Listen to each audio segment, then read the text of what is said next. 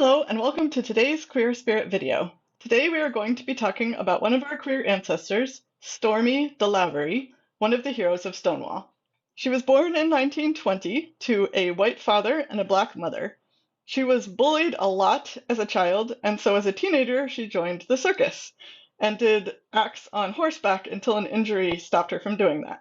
In her late teens, while performing in the circus, Stormé started a relationship with a dancer in her 20s named Diana, and they were together for 25 years until Diana's death. Stormé carried a picture of her for the rest of her life. After she left the circus, Stormé became the MC and only drag king in the Jewel Box Revue, the first racially integrated drag show which played regularly at the Apollo Theater.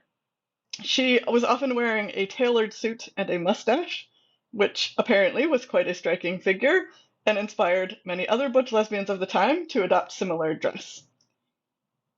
She was doing this up until 1969, the year of the Stonewall Riots, and on the night of the first riot, she was actually serving as a bouncer at the Stonewall Inn. When the police arrived and began the raid, they tried to arrest her several times.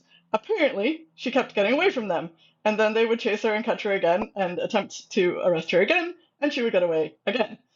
But at some point, one of the police hit her with his baton on her head, and she began to bleed, and she was in handcuffs, and she said to the crowd, "Why don't you do something?" At which point, people began to... Okay.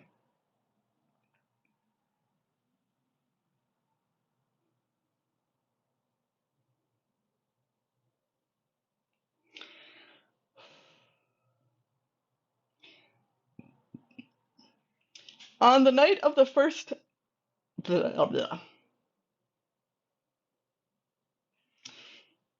the first night of the Stonewall riots, Stormé was serving as a bouncer at the Stonewall Inn when the police showed up.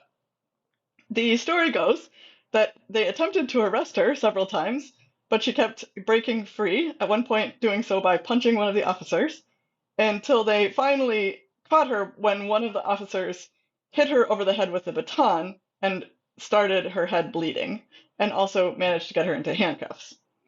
So at this point, the story goes that she turned to the crowd and said, "Why don't you do something?"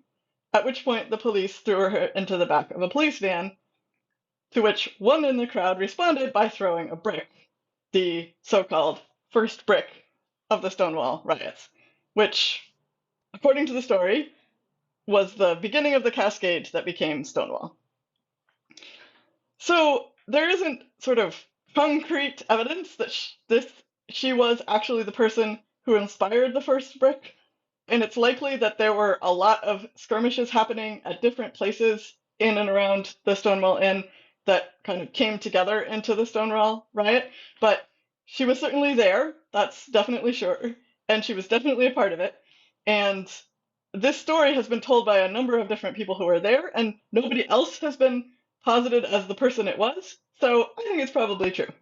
So, of the Stonewall riots, Stormé was not a fan of the word riot. She says, "It was a rebellion, it was an uprising, it was a civil rights disobedience, it wasn't no damn riot." Personally, I think a lot of things that we call riots are actually acts of civil disobedience and uprising, so I'm comfortable calling it a riot, but call it whatever you want. In the years after Stonewall, Stormé became a fierce activist for queer rights. She would often patrol the areas around gay bars, looking for ugliness, as she put it, then intervening when she found it.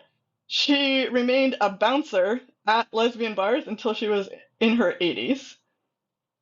Later in her life, she moved into a nursing home and eventually passed away in 2014.